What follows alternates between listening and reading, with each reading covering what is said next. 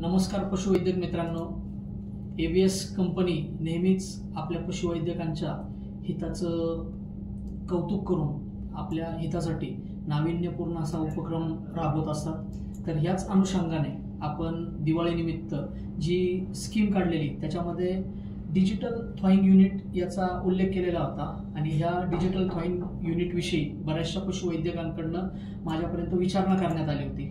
तर मित्रांनो, याचं सॅम्पल प्रॉडक्ट माझ्याकडे आता कंपनीकडनं देण्यात आलेलं आहे, तर त्याची मी तुमच्यापर्यंत थोडीशी माहिती देऊ इच्छितो। तर मित्रांनो, हे अशा पद्धतीचं डिजिटल थ्रॉइंग युनिट आहे। ह्याच्यामध्ये आपल्याला AI करताना हे आपल्यासोबत कॅरी करायचं आहे। हे डिजिटल थ्रॉइंग युनिट आहे। ह्या युनिटला हे अडॅप्टर दिलेले चार्जर आहे। याला आपण आपल्या प्रॅक्टिसच्या उरलेल्या वेळात हे चार्ज करणं अपेक्षित आहे। हे याच्यावरचं हे झाकण आहे।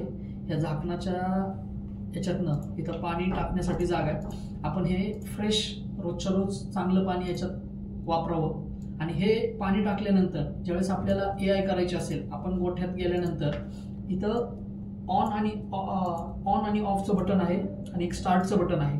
तर मित्रांनो, हे आपण सुरुवातीला ऑन बटन दाबलं तर हे टेम्परेचर घेण्यास सुरुवात करतं।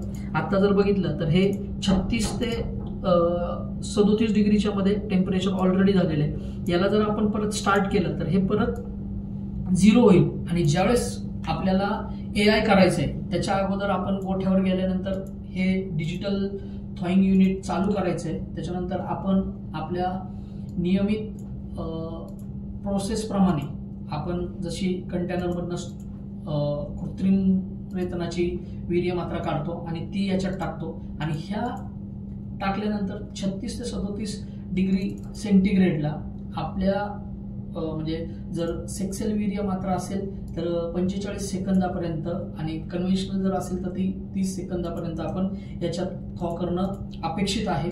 किंवा तुम्हाला जो काही तुमचा अपेक्षित कार्यकाळ आहे, चांगले रिझल्ट येण्यासाठी ते आपण याच्यात केले पाहिजे। ह्या डिजिटल थ्रॉइंग युनिटमुळं मित्रांनो, आपल्याकडं आपला जो काही गाभण राहण्याचा जो दर आहे तो वाढण्याचे चान्सेस आहेत आणि याबरोबरच जर आपल्याकडनं हा दर जर सुधारला तर नक्कीच आपल्या शेतकरी मित्रांच्या गोठ्यात सुद्धा जास्तीत जास्त गाई म्हशी गाभण राहण्यासाठी याचा उपयोग होऊ शकतो।